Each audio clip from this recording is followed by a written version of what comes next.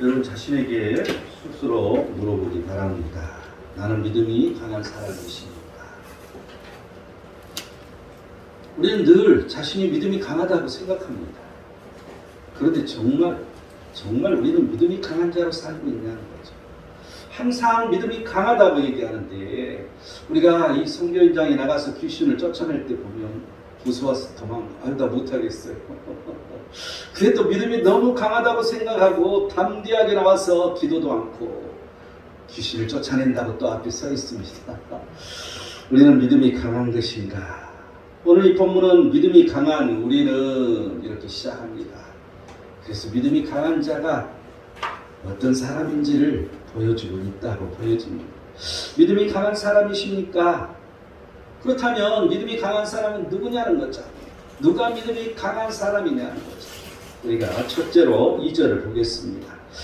우리 각 사람이 이웃을 기쁘게 하되 선을 이루고 덕을 세우도록 할지니라. 첫 번째는 선과 덕을 세우는 사람이라고 지금 말해주고 있어요.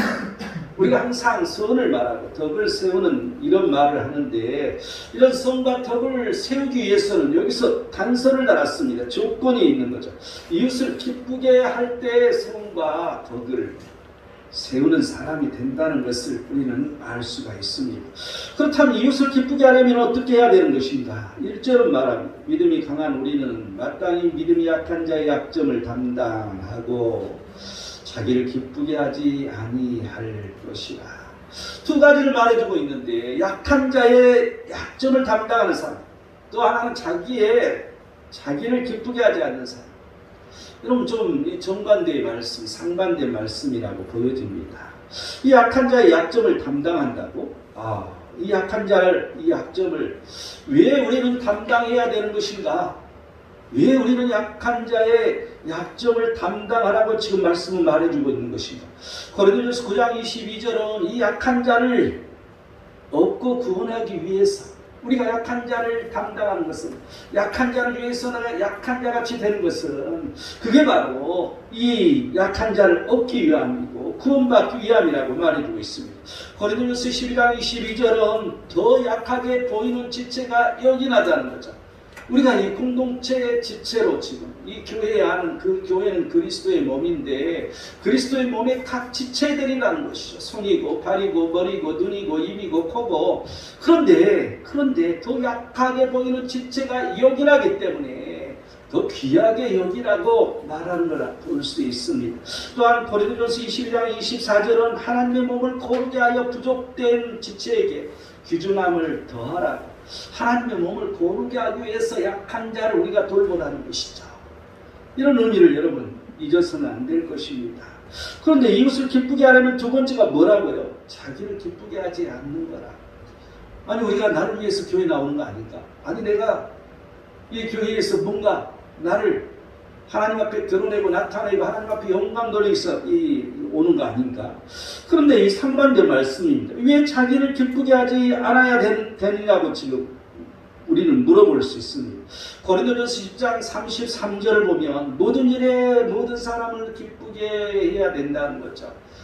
여러분 내 기쁨을 추구하는 것이 아니라 모든 사람의 모든 일마다 모든 사람 이게 중점이라는 것입니다.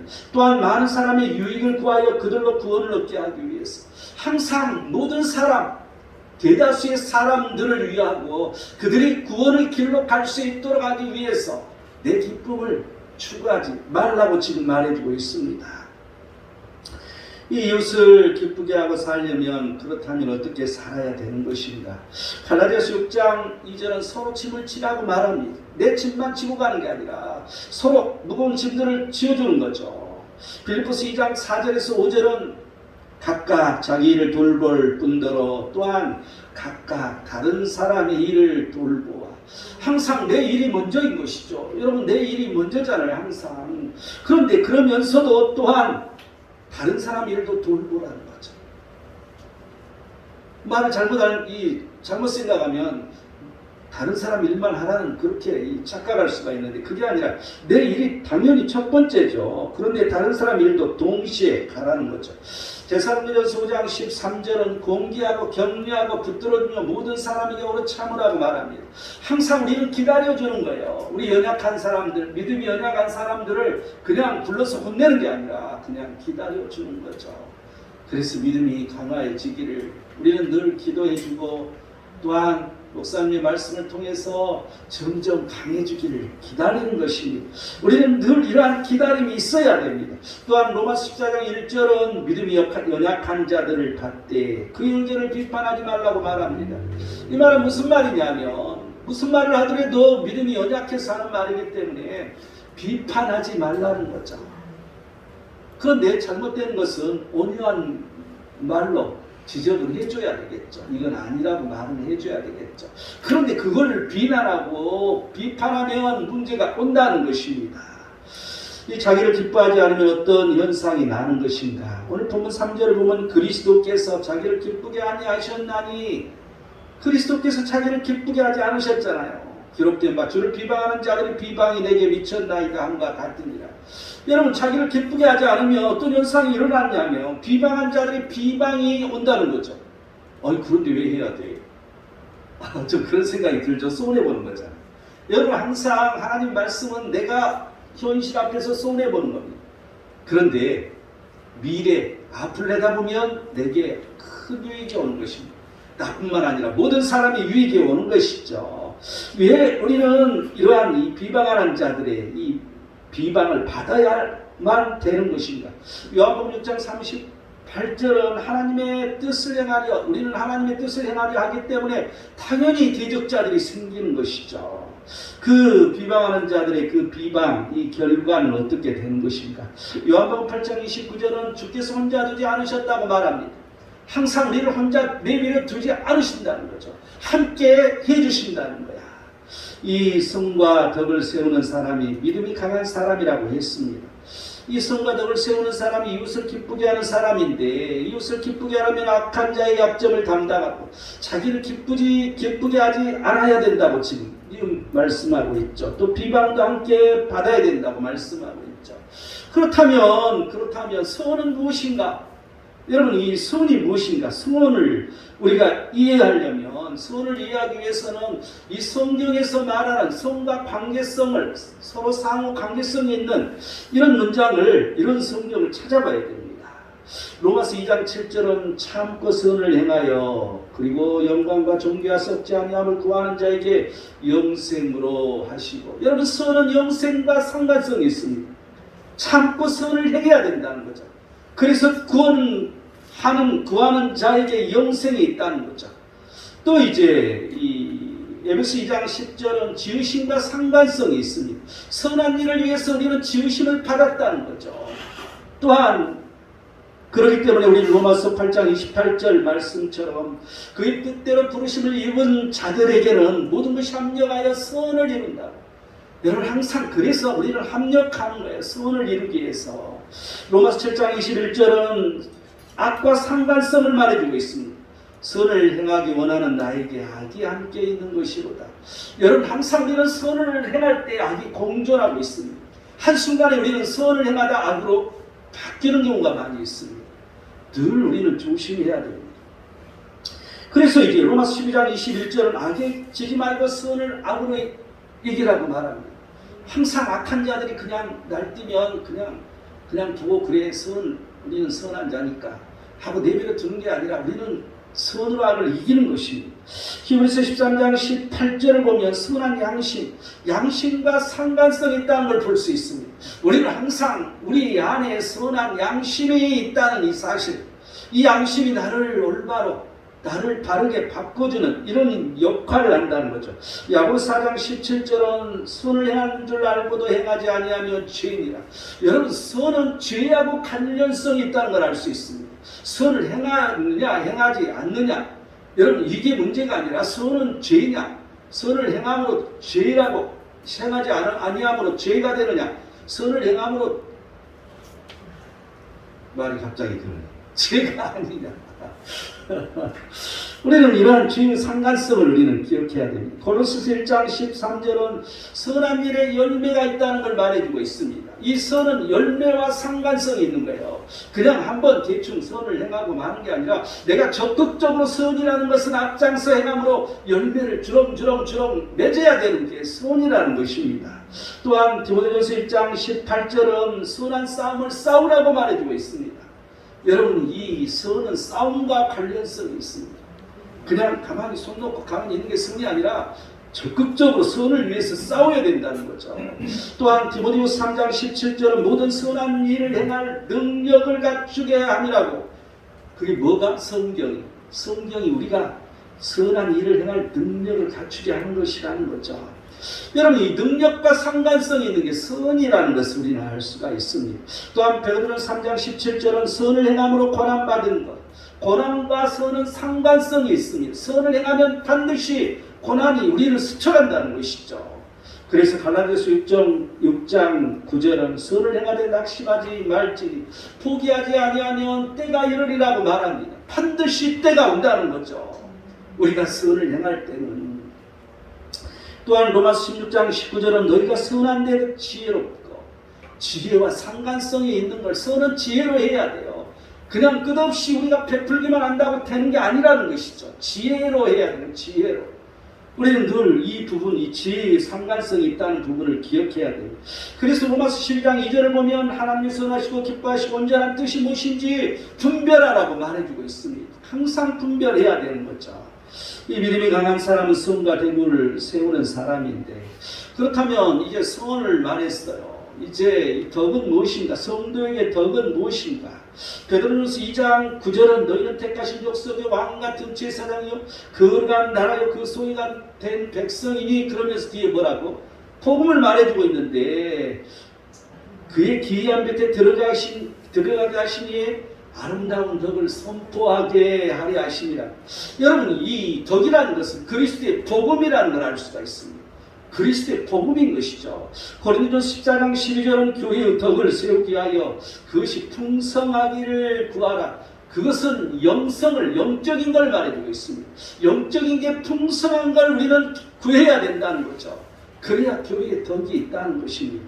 덕은 이 교회와 관련되는 것을 우리는 알 수가 있습니다. 잠언 22장 11절은 마음의 정결을 사모하는 자의 입술에는 덕이 있으므로, 아버지, 우리 하나님 앞에 늘 우리가 기도하면서 내 입술이 정결케 해달라고 우리는 사모하는 마음을 가져야 돼요. 그럴 때 그 정결한 입술에 덕이 있다는 거죠. 여러분, 입술과 아주 상관성이 높은 걸 알 수 있습니다. 그렇다면 어떻게 덕을 세울 수 있는 것인가? 우리가 깨끗한 입술만 갖는다고 되는 것인가? 베드로서 1장 3절은 우리를 부르신 이를 알므로 그리스도의 덕이, 여러분, 덕은 그리스도이기 때문에, 덕은 성과 덕은 그리스도이기 때문에, 그래서 복음인 것이고, 그래서 우리를 부르시는 이를 알므로, 그리스도를 알므로 우리는 덕을 세울 수 있다는 거죠. 쉽게 말하면 그리스도를 따라가는 거고, 쉽게 말하면 그리스도를 닮아가는 것을 의미하고 있습니다. 베드로서 1장 5절은 너희가 더욱 힘써 너희 믿음의 덕을 쌓으라. 여러분, 믿음이 있어야 덕이 생기는 걸 알 수가 있습니다. 믿음 위에 덕을 쌓는 거죠. 고린도전서 8장 1절은 지식은 교만하게 하며 사랑은 덕을 세우나니, 여러분, 이 덕은 사랑이 있어야 덕이 세워지는 거예요. 내 지식으로, 내 지혜로 약삭빠르게 하는 것이 아니라 근본적 그 바탕이 사랑으로서 이루어져야 된다는 것이죠. 이 신앙생활하는 이 성도들이 우리가 주의할 사항이 있습니다. 이 덕에 대해서. 고린도전서 10장 23절 24절을 보면 모든 것이 덕을 세우는 것은 아니냐, 모든 것이 가나 모든 것이 유익한 것이 아니요 모든 것이 가나 모든 것이 덕을 세우는 것이 아니라고 말해주고 있습니다. 누구든지 자기 유익을 구하지 말고 남의 유익을 구하라. 여러분, 항상 우리가 신앙생활을 할 때 늘 중요한 것은 모든 것이 덕을 세우는 게 아니라는 것이죠. 모두 그냥 좋게만, 좋은 게 좋은 거라고 가는 것만이 덕을 세우는 게 아니라는 것입니다. 또한 에베소 4장 29절은 오직 덕을 세우는 세우는 데 소용되는 대로 선한 말을 하여 듣는 자들에게 은혜를 끼치게 하라. 선한 말로 모든 듣는 자에게 은혜를 끼치는 그러한 일을 해야 된다는 거죠. 항상 선한 말이 우리에게는 중요합니다. 이 말주변이 좀 있어야 되는데, 나도 이 노예에 가서 이렇게 말을 이렇게 하다 보니까, 그 목사님들이 무슨 말을 하면, 무슨 의도를 갖고 저 말을 하지? 이 생각이 늘 드는 거예요. 사람들이 하도 그렇게 자꾸 얘기를 하니까. 그러니까 이 말투가 별로 안 좋은 거죠. 항상 말을 할 때는 선한 말, 아주 좀 부드러운 말, 좋은 말만 해야 되는데 딱딱한 말을 할 수밖에 없죠. 사무적인 말. 여러분 이 직장생활에도 마찬가지예요. 사무적인 말. 부하 직원한테랄지, 또한 직장 상사할 때 말할 때랄지, 그냥 딱딱한 사무적인 말이 아니라 좀 부드럽고 좀 기분 좋은 말, 은혜로운 말. 그렇다고 너무 과장하면 진실이 없는 거죠. 여러분 그걸 의도적으로 과장해서 하는 사람도 많이 있습니다. 그래서 요즘에는 이 사람을 설득하는 법칙, 원리 해서 그런 걸 주장하는데, 그게 아니라 진실을 바탕에 둔 진실로 우리가 은혜를 끼치게 하는 말을 해야 된다는 거죠.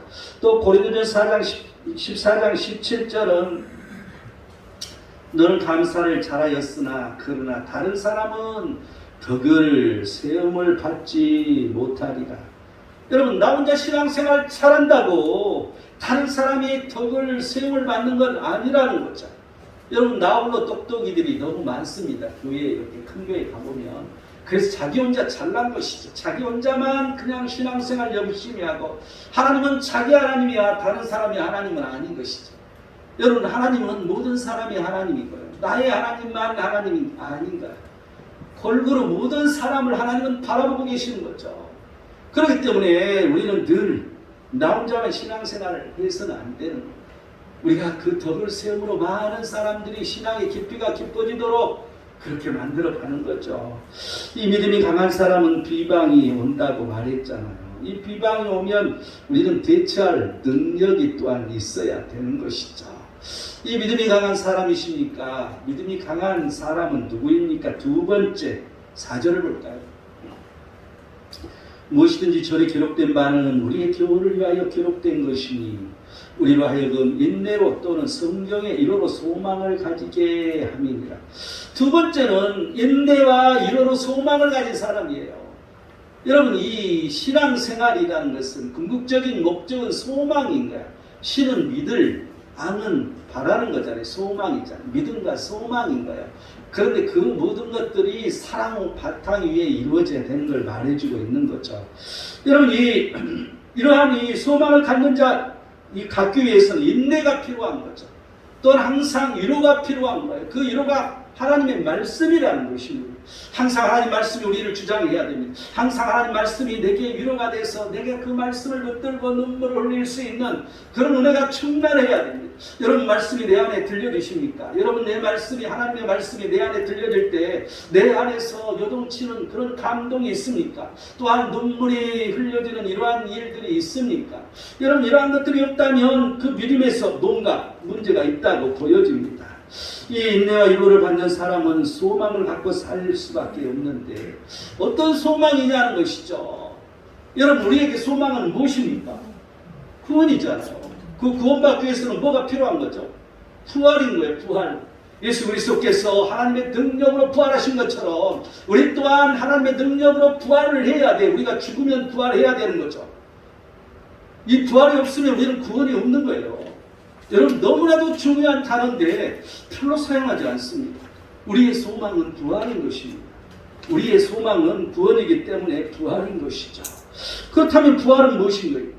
부활은 뭐냐는 거죠. 여러분 이 부활에는 우리가 생각할 것은 사망과 관련되어 있습니다. 이 부활은 무엇인가? 사망은 무엇인가? 우리가 이 성경에 보면 이 둘째 사망이라는 단어가 나옵니다. 사망 두 번 죽나옵니다. 그런데 첫째 사망이라는 단어가 안 나와요. 그럼 무슨 말이지? 그럼 성경을 한번 뜯어볼까요? 요한계시록 20장 14절을 보면 사망과 무도 불못에 던져지니 이것은 둘째 사망, 불못이라. 둘째 사망은 불못. 여러분 심판을 받아서 불못. 그 심판을 받기 위해서 이 심판 속에서 둘째 사망이 있다는 것을 알 수가 있습니다. 그러면 이 둘째 사명은 누가 가는 것인가? 여러분 요한계시록은 이렇게 말합니다. 두려워하는 자들과 믿지 않은 자들과 흉악한 자들과 살인자들과 음행하는 자들과 점술가들과 우상 숭배자들과 거짓말하는 모든 자들은 불과 유황으로 타는 못에 던져지리라. 이것이 둘째 사망이라. 계속 둘째 사망만 나와요. 요한계시록에도 첫째 사망이 나오지가 않습니다. 이 둘째 사망은 여러분 여기서 딱 우리가 신경 쓰여야 되는 게 뭐예요? 거짓말하는 자. 여러분 계속 성경은요, 이 요한계시록까지 거짓말하는 자가 지옥에 간다는 게 써졌어요. 그럼 우리 거짓말 해야 되겠어, 안 해야 되겠어? 심각하게 생각해야 돼요. 여러분 이 시대는 거짓말 시대입니다. 과장 시대이기 때문에 뭐든지 과장하잖아요. 우리가 어떤 상품을 만들면 과장해서 이렇게 광고를 해야지 상품이 팔립니다. 그래서 이러한 물질주의 사회에 있어서는 이 과장법이 심한 거죠. 그런데 그게 더 심하다 보면 거짓말이 되는 것이죠. 그래서 이 사람들의 이 바탕이 우리 사고관에 늘 거짓말이 배어 있어요. 우리도 모르는 사이에. 그래서 이게 보편화되어 있고 그리고 당연하다고 생각하고 이런 당연 논리로 우리는 살고 있는 것이죠. 그런데 우리는 냉정하게 하나님 말씀을 들여다봐야 할 것입니다. 지옥에 간다고, 불못에 떨어진다. 둘째 사망이라는 것. 그렇다면 이 둘째 사망이 있으면 이 둘째 사망이 있는데 첫째 사망도 있지 않을까? 여러분 성경은 첫째 사망이라는 표기가 나오지가 않아요. 둘째 사망이라고만 써있어. 그러면 첫째 사망이 있다고 보여지잖아요. 그런데 그게 무엇일까? 첫째 사망은 무엇일까? 요한계시록 20장 12, 13절을 보면 이제 보좌 앞에 이렇게 서 있는데 책들이 펴 있더라는 거죠. 그래서 곧 또 다른 책이 펴졌는데 그게 생명책이라는 거야. 그래서 죽은 자들이 자기 행위를 따라 책들에 기록된 대로 심판을 받으니, 여러분 죽은 자들이 그럼 이미 이 심판을 받기 전에 이 죽은 자들이 있었다는 것을 우리는 알 수 있잖아요. 이게 둘째 사망 전에 첫째 사망은 육신의 죽음이라는 것, 이게 생각이 들어집니다. 그래서 이제 계시록 20장 13절을 가면 바다가 그 가운데서 죽은 자들을 내주고 또 사망과 무도 그 가운데서 죽은 자들을 내주네. 각 사람이 자기 행위대로 심판을 받고, 여러분 육신이 죽으면 어디인가 있다는 걸 알 수 있어요. 그런데 이 지옥에 빠질 자들은 어디에 있다고? 음부와 사막. 어디에 있다고? 바다 가운데. 여러분 이 바다는 뭘 상징해요? 영을 상징하잖아요. 여러분 영은 뭡니까? 마귀잖아요. 사탄에 붙잡혀 있는 거죠. 여러분 우리가 죽으면 우리 영혼이 떠돌아다니는 게 아니라 이미 사탄의 옥에 갇혀져 있는 거. 쉽게 말하면 옥이라고 말하는 게 좀 이상하지만, 그런데 이제 마지막 이 둘째 사망이 있기 전에 그때 부활이 이루어지는 거죠, 사실은. 그래서 심판을 받게 되는 것이죠. 그래서 이 첫째 사망은 이 육신의 죽음이라는 걸 알 수 있어요. 그러면 이 둘째 사망의 해를 받지 않는 사람은 누구인 것인가? 아까 분명하게 나왔었잖아요. 거기에 들어갈 사람이 누구냐고. 그런데 안 들어갈 사람이 누구냐는 거야. 요한계시록 2장 11절은 귀 있는 자는 성령이 교회들에게 하는 말씀을 들을지어다. 이기는 자는 둘째 사망의 해를 받지 않으리라고 말합니다. 이기는 자라는 거죠. 이기는 자. 그러면 이 이기는 자는 누구냐는 거야. 신천지가 말하듯이 지들이 이기는 자가 아니고 이기는 자가 누구냐는 거야. 요한계시록 21장 7절은 이기는 자는 이것들을 상속으로 받으리라. 나는 그의 하나님이 되고 그는 내 아들이 되리라. 여러분 그의 하나님이 되고 우리가 그의 아들이 되는 것. 여러분 이게 상속자예요. 우리가 하나님의 자녀가 되는 걸 말하죠. 하나님의 자녀가 됐으면 상속을 받아야 돼. 그래서 아버지, 아빠, 또 내 아들, 내 자녀, 내 딸. 여러분 아버지와 내 관계, 하나님과 내 관계가 아버지와 자녀의 관계가 되는 사람이야. 여러분 이 사람이 이기는 자라는 거야. 그러면 우리가 한번 뭔가를 좀 생각해 보면 이 첫째 부활에 참여하는 사람은 누구인 것인가? 여러분 이제 이 부활이 나오는데 이 첫째 부활에 참여, 이 성경에는 첫째 부활만 있고 둘째 부활은 말이 없어요. 단어가 안 나와. 그냥 부활이란 말만 나오지 요한계시록에는 또 이 첫째 부활 말만 나오고 있어요. 그러면 첫째 부활은 무엇이고 첫째 부활에 참여하는 사람은 누구인 것인가? 요한계시록 20장 4절 5절을 이렇게 자세히 들여다보면 내가 보좌들을 보니 거기에 앉는 자들이 심판하는 권세를 받았더라. 또 내가 보니 예수를 증언한가 하나님 말씀 때문에 목배임을 당한 자들의 영혼들과 또 짐승과 그의 우상에게 경배하지 아니하고 그들의 이마에 그의 표를 받지 아니하는 자들이 살아서 그리스도와 더불어 1000년 동안 왕노릇하니 그 나머지 죽은 자들은 그 1000년이 차기까지 살지 못하더라. 이는 첫째 부활이라. 첫째 부활이 나는데 첫째 부활에는 죽은 자들이 있다는 거야. 그러면 마지막 심판에는 죽은 자가 다 부활하는 거잖아요. 그럼 뭐지 이게? 첫째 부활에는 죽은 사람은 다 안 일어나는 거야. 이게 뭐지? 여러분 이상하게 생각되지 않으세요?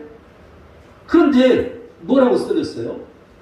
살아서 그리스도와 더불어 1000년 동안 왕노릇하니 이 첫째 부활한 사람은 1000년 동안 왕노릇을 살아서 안 죽고 살아서 왕노릇 한다네. 이게 무슨 말이야 이게 도대체? 여러분 이게 무슨 말이에요? 예수를 쉽게 말하면 이 순교자들 여기서 지금 이 순교한 사람들이 들어가 있는 거죠. 쉽게 말하면 이 천년 왕국이 끝나기 전에 있는 성도들을 말하고 있어요. 이기는 자를 말해주고 있죠. 그러면 천년 왕국에 해당되는 걸 말해주고 있잖아요. 그럼 천년 왕국은 아니 세상 끝나가지고 그렇게 되는 거 아닙니까? 이게 아니라 지금 이 복음의 시대가 천년 왕국 시대라는 거죠. 그럼 이 첫째 부활도 이 복음의 시대에 있다는 거죠. 그럼 그 첫째 부활은 무엇인 것인가? 여기서 이제 우리가 천년설에 후천년설, 전천년설, 또 무천년설. 여러분 이 후천년설은 루터를 중심으로 한 이런 주장하는 거고, 또한 이 무천년설은 칼빈의 제자들을 통해서 파빙클할지 케이컬할지 이런 사람들을 통해 주장한 논리입니다. 그래서 그렇게 지금 이 성경을 들고 말하자면 이 후천년설이나 무천년설을 주장하는 사람들의 논리인 것이죠. 그렇죠. 지금 이 시대, 이 복음의 시대, 예수 그리스도 그분께서 오신 이후의 시대, 이 안에 첫째 부활에 해당되는 사람이 있다는 걸 말해주고 있어요.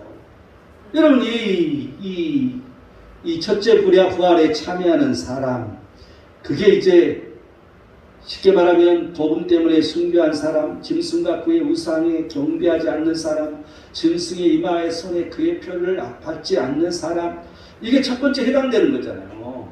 그런데 요한복음 11장 25절은 예수님께서는 이렇게 말씀하십니다. 나는 부활이요 생명이니 나를 믿는 자는 죽어도 살겠고. 여러분 그 예수 그리스도는 부활이라는 것이죠. 생명이라는 것이죠.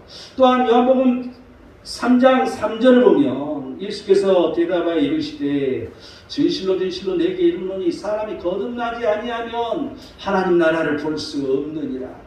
거듭나야만이 하나님 나라 마지막 둘째 사망을 얻고 이제 영원한 하나님 나라에 들어간다는 걸 말해주고 있잖아요. 여러분 그래서 이 첫째 부활을 거듭난 것, 우리가 예수 그리스도를 믿고 거듭나서 우리가 점점점 성화되어 살아가는 이 사람들, 여러분 그 포인트가 어디예요? 성령 세례잖아요. 거듭나는 거잖아요. 그래서 이걸 첫째 부활로 보는 게 무천년설 또한 후천년설에 해당하는 사람들입니다. 그래서 우리가 사는 것은 지금 이 시대가 왜 천년왕국이라고 우리는 말할 수가 있는 거죠? 왜 그렇게 말할 수 있는 거죠? 우리가 뒤에서 한번 이렇게 또 보도록 하겠습니다. 이 첫째 부활에 참여하는 사람은 그러면 어떻게 되는 것인가? 요한계시록 20장 6절을 보면 첫째 부활에 참여하는 자들은 복이 있고 거룩하다. 복이 있고 거룩하다. 둘째 사망이 그들을 다스리는 권세가 없고 도리어 그들이 하나님과 그리스도의 제사장이 되어 1000년 동안 그리스도와 더불어 왕노릇하리라. 하나님과 그리스도의 제사장이라고. 그런데 1000년 동안 그리스도와 더불어 왕노릇한다고. 여러분 이 첫째 부활에 참여하는 사람은 그리스도의 제사장이 되는 거죠. 1000년 동안 그리스도와 더불어 왕노릇한다고. 여러분 이 성경이 어디서 나와요? 베드로전서 2장 5절에 나오잖아요.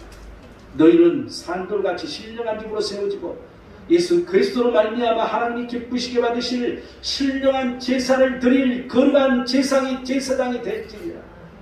여러분 제사장이 되라고 했어요. 우리 보고. 여러분 뭐야 그러면? 우리가 이 거듭남으로 말미암아 우리는 거룩한 제사장으로 그 하나님 앞에 있으라는 거죠. 그래서 그게 천년왕국, 지금 이 시대를 말해주고 있지 않습니까? 그래서 무천년설이라 이 무천년설을 우리 개혁주의 신학은 이것을 믿습니다. 그래서 이 성경이 들어맞는 것이죠. 그래서 이제 이 구절을 베드로전서 2장 9절에도 나오죠. 너희는 택하신 족속의 왕같은 제사장들, 왕같은 제사장들. 그런데 이 첫째 부활에 참여하는 사람이 왕같은 제사장이라고 했잖아요. 그럼 똑같아요? 틀려요? 똑같잖아요. 그래서 이제 우리는 복음을 선포하는 거죠. 이 둘째 부활은 무엇일까? 그렇다면 요한복음 5장 29절은 선한 일을 행하는 자는 생명의 부활로, 악한 일을 행하는 자는 심판의 부활로 나오리라. 여러분, 이게 이제 둘째 부활이 되는 것이죠. 그래서 모든 죽은 자로 다 함께 다 일어나는 거죠. 그래서 생명의 부활로, 심판의 부활로, 똑같이 부활이 이루어지지만 어떤 사람은 심판에, 둘째 사망에 떨어질 자와 어떤 사람은 영원한 하나님 나라에 들어갈 이제 생명의 부활을 얻는 사람, 이렇게 나눠지는 것이죠. 이 성도는 그렇다면 우리는 어떻게 살아야 됩니까? 우리는 어떻게 살아야 될까요? 고린도후서 13장 4절은 그리스도께서 약하심으로 십자가에 못 박히셨으나 하나님의 능력으로 살아계시니 우리도 그 안에서 약하나 너희에게 대하여 하나님의 능력으로 그와 함께 살리라. 여러분, 무슨 말이에요? 하나님의 능력, 부활의 능력, 부활의 능력으로 복음을 내가 증거하겠다, 내가 그렇게 살겠다 하고 사도 바울은 고백하고 있잖아요. 여러분, 이게 부활신앙이라는 거죠. 이 부활신앙이라는 것은 내가 죽어서 부활하는 것도 부활신앙이지만 내 삶 속에서 다시 내가 부활하는 거야. 그 예수 그리스도의 부활의 능력으로, 그 능력으로 우리는 살아가는 걸 말해주고 있습니다. 우리는 삶에서 무엇을 하든지 간에 부활의 능력으로 살라는 것이죠. 그냥 되는 대로 그냥 예배드리고 되는 대로 와서 사는 게 아니라 적극적으로 예배드리고 적극적으로 하나님의 그 일 가운데 거하고 적극적으로 먼저 그의 나라와 그의 일을 구함으로 말미암아 내 삶에서 내가 사는 그 모든 일에서 하나님의 능력이 드러나야 된다는 거죠. 그 하나님의 능력을 행하는 사람들, 하나님의 능력이 드러나는 사람들, 여러분, 이게 부활신앙을 갖는 자들입니다. 여러분, 이러한 부활신앙을 갖고 우리는 살아가는 것입니다. 이게 없으니까 그냥 되는 대로 살고, 이게 없으니까 하나님은 계신가, 이게 없으니까 우리가 고난이 오고 어려움만 오기만 하면 우리의 마음이 불안하고 두려움이 생기고 이렇게 살 수밖에 없는 거죠. 그런데 반드시 그 하나님의 손이 예수 그리스도를 그 때가 되어서 사흘 만에 이렇게 세워주셨던 그 능력이 우리에게 임한다는 이 믿음으로 우리는 살아가야 된다는 것입니다. 여러분, 이게 소망입니다. 이런 소망, 부활 신앙으로 살아가는 우리 모든 자들이 되어야 된다는 것이죠. 믿음이 강한 사람은 인내와 이 성경의 일어로 소망을 가진 사람이라고 했습니다.